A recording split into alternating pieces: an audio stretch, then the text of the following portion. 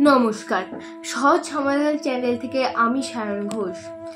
আজ আমরা শুরু করব ভানু সিংয়ের পত্রাবলী, যেটি লিখেছেন রবীন্দ্রনাথ ঠাকুর।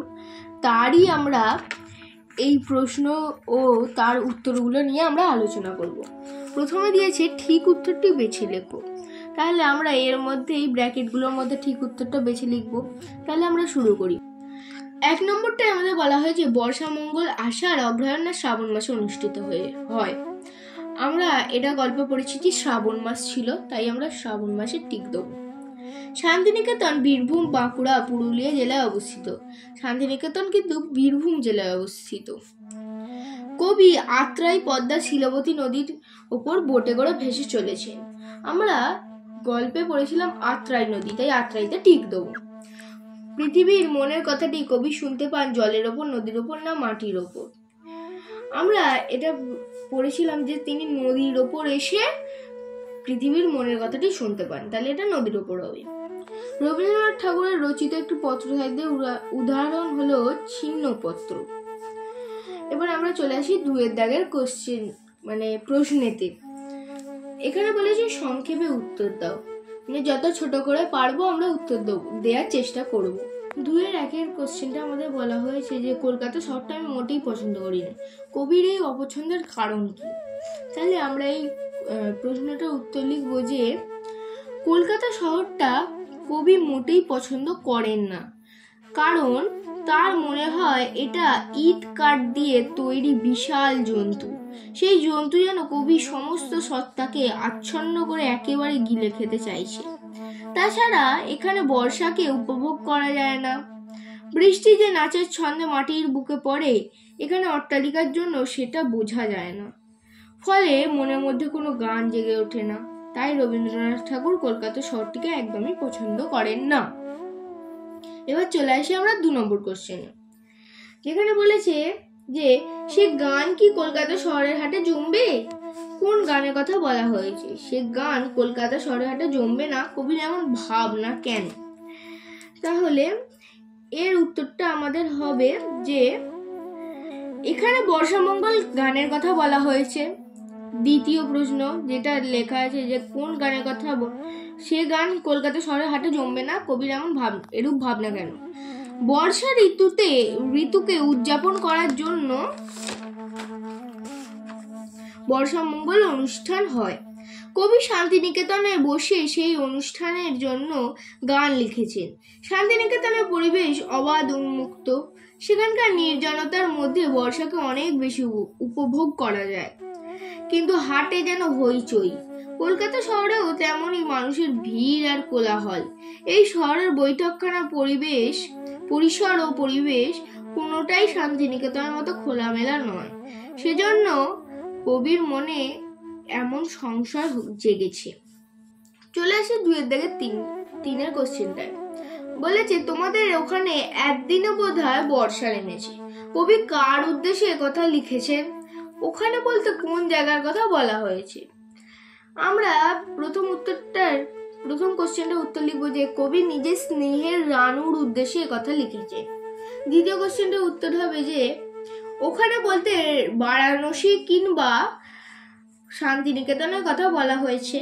রানু যখন প্রথম চিঠি লেখেন তার ভানুদাদাকে অর্থাৎ রবীন্দ্রনাথকে, তিনি বারাণসী কিংবা শান্তিনিকেতনে থাকতেন।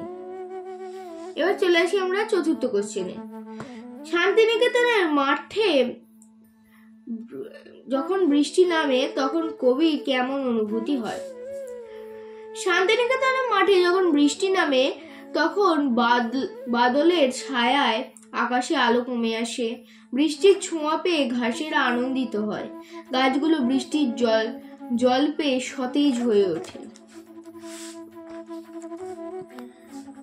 এবার চলে আসি 2.5 2-5 কোশ্চেনে। আজ সকালেই সে পালাবে স্থির করেছে। আজ বলতে যে দিনটির কথা বলা হয়েছে তার সাল ও তারিখ কত? সে বলতে কার কথা বলা হয়েছে? সে কোথায় পালাবে এবং কেন? প্রথম কোশ্চেনটার উত্তর হলো 1329 বঙ্গাব্দের 29 আষাঢ়ের কথা বলা হয়েছে। দ্বিতীয় কোশ্চেনটার উত্তর হলো সে বলতে দীনেন্দ্রনাথ রবীন্দ্রনাথ ঠাকুরের কথা বলা হয়েছে। তৃতীয় কোশ্চেনের উত্তর হলো সে শান্তিনিকেতনে পালাবে। কবির মতো দিনুবাবুর কাছেও কলকাতার বর্ষাকালের চেয়ে শান্তিনিকেতনের বর্ষাকাল অনেক বেশি আকর্ষণীয়। এবার চলে আসি 2-এর দাগের 6-এর কোশ্চেনটা। সমস্তটার উপর বাদল সাহান্যের ছায়া, কবির চোখ দিয়ে দেখা এই সমস্তটার বর্ণনা দাও। আত্রাই নদীর ওপর দিয়ে বোটে করে যাচ্ছিলেন রবীন্দ্রনাথ। তখন পল্লী প্রকৃতির সৌন্দর্যে তিনি মুগ্ধ হয়ে যান। দুকুল প্লাবিত নদীতে শ্যাওলা ভেসে চলেছে, গ্রামের বাড়ির উঠোনে জল উঠে এসেছে। গ্রামগুলো বাঁশঝাড়, আম, কাঁঠাল, তেঁতুল, কুল, শিমুল গাছে ঢাকা। ধান খেতে চারাগুলো জলের ওপর মাথা উঁচু করে আছে। চারিদিকে সবুজ আর সবুজ। 2.7 মানে 2-এর দাগের 7 কোশ্চেনটা চলে আসি। কলকাতায় না এলে আরো জমত। কি জমত? কবির কলকাতায় আসার সঙ্গে তা না জমে ওঠার সম্পর্ক কি? প্রথম কোশ্চেনটার উত্তর হলো যে কলকাতায় না এলে রবীন্দ্রনাথ ঠাকুরের খাতায় তার গান আরো জমত। দ্বিতীয় কোশ্চেনটার উত্তর হলো যে কবি শান্তিনিকেতনে থাকার সময় গান রচনা করতেন, সেই গানগুলো তিনি খাতায় লিখে রাখতেন। শান্তিনিকেতনে নিরিবিলি পরিবেশে প্রকৃতির সান্নিধ্যে গান রচনা করা সহজ, কিন্তু কলকাতায় ইট, কাঠ, পাথর, জঙ্গল, এখানে আকাশ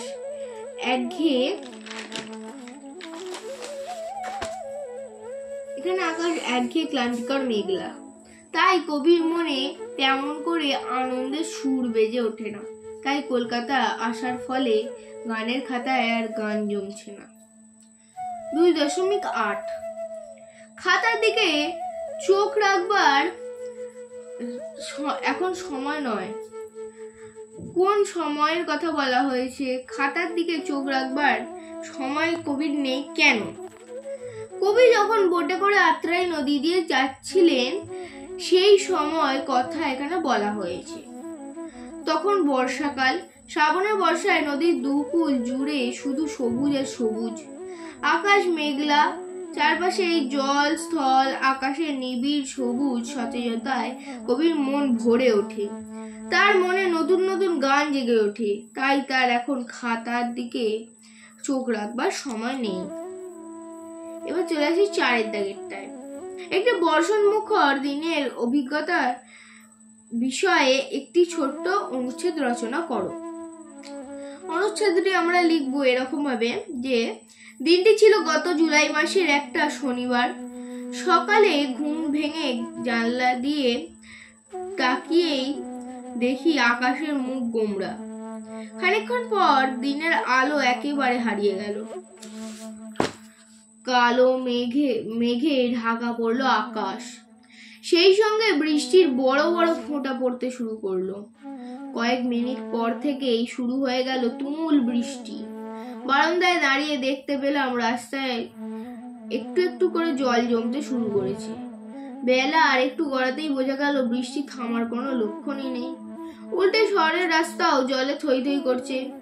আমাদের বাড়ির সামনের রাস্তাও জলের তলায় চলে গিয়েছে। বাবা বললেন তিনি আর বাজারে যেতে পারবেন না। মাও সঙ্গে সঙ্গে ঘোষণা করেছিলেন দুপুরের মেনুতে থাকছে খিচুড়ি আর ডিম ভাজা। সেদিন আর স্কুলে যাওয়া হয়নি।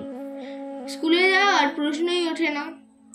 বারান্দায় গিয়ে দেখি উল্টো দিকের বাড়ির কার্নিশে একটা কাক বসে আছে। সে একেবারে ভিজে একসা, কোথাও সে মাথা গোঁজার ঠাঁই পায়নি। সকাল থেকে যে ফুরফুরে ভাবটা হচ্ছিল, কাকটাকে দেখে মুহূর্তের মধ্যেই সব উধাও হয়ে গেল। 5-এর দাগে চলে আসি এবারে। অর্থ লেখো। পুলক, পুলক মানে আনন্দিত। উত্তরীয় মানে ওড়না বিশেষ। এসরাজ মানে এক ধরনের বাদ্যযন্ত্র। আঙিনা মানে উঠোন। সাহান্য মানে সন্ধে। প্রয়াস মানে চেষ্টা। নিবৃত মানে নির্জনতা প্রিয়। এবার চলে আসে 6-এরটায়। কারক বিভক্তি নির্ণয় করো। কলকাতা শহরটা আমি মোটেই পছন্দ করিনি। এই যে আমিটা কোন কারক এবং কোন বিভক্তির মধ্যে পড়ছে? এর উত্তর হবে কর্তা কারক শূন্য বিভক্তি। দ্বিতীয়, তার উপরে আবার আকাশে মেঘে লেপা। আকাশ, আকাশ কর্মকারক শূন্য বিভক্তি। আমার মনের মধ্যে গান জেগে ওঠে। গান কর্মকারক শূন্য বিভক্তি। কলকাতায় বর্ষামঙ্গল গান হবে। কলকাতায় অধিকরণ কারক শূন্য বিভক্তি। সে গান কি কলকাতা শহরের হাটে জমবে? এটা হচ্ছে দিয়েছে, এখানেও গানই দিয়েছে আমাদের। কর্তৃকারক শূন্য বিভক্তি। বাক্য রচনা করতে দিয়েছে। এবারে 7 দাগের শান্তিনিকেতন। শান্তিনিকেতন বোলপুরে অবস্থিত। হাট, শুক্রবারে হাট বসে। বাদল, এমন বাদল দিনে বের হওয়ার প্রশ্নই ওঠে না। বৃষ্টিধারা, বৃষ্টিধারা থামার কোনো লক্ষণই দেখা যাচ্ছে না। শব্দযুগলের পার্থক্য লেখো। দন্তেশ্বয় হর্ষৌ রসুর মানে মধুর ধ্বনি। তালবেশ্বয় দীর্ঘৌ রসুর মানে সুরবীর। নৃত্য মানে নাচ, নিত্য মানে রোজ। বর্ষা মানে বৃষ্টি, বর্ষা মানে অস্ত্র বিশেষ। আষাঢ় মানে একটি মাস, মানে বাংলার যে সাল সেটি শুরু হওয়ার পর 3 নম্বর মাসটি হলো আষাঢ়। আর একটা আষাঢ় মানে হচ্ছে আগমনের। কুল, কয় হর্ষৌ ল ফল, কয় দীর্ঘৌ ল, কুল মানে তীর। সারা, একটা সারা মানে যেটা দন্তেশ্বয় আঁকা এবং শূন্য রয় আঁকা আছে সেটা উত্তর হয়। এবং সারা আরেকটা সারা মানে সমগ্র। এবারে আমরা চলে আসি আবার কোয়েশ্চেনে।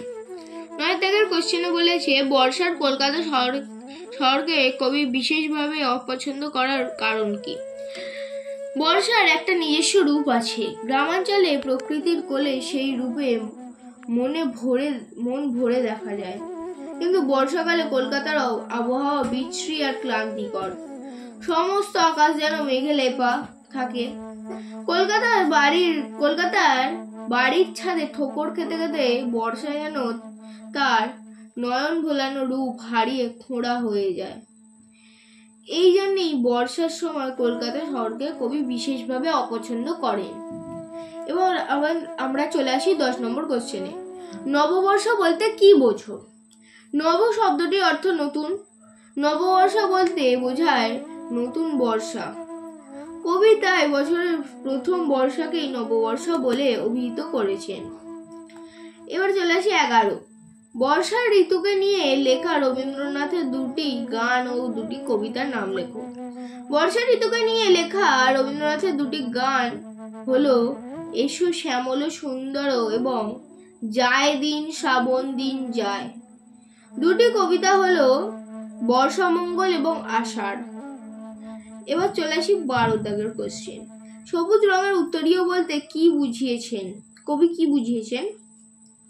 উত্তরীয় শব্দের অর্থ চাদর বা উড়ানি। মানুষ জামা গায়ে দিয়ে কাঁধের ওপর উত্তরীয় ঝুলিয়ে দেয়, এতে তাকে দেখতে আরো সুন্দর লাগে। একইভাবে বর্ষাকালে জলধারা পেয়ে গাছপালা সবুজ ও সতেজ হয়ে ওঠে, এতে প্রকৃতির সৌন্দর্য দ্বিগুণ বেড়ে যায়। বর্ষাকালে চারিদিকে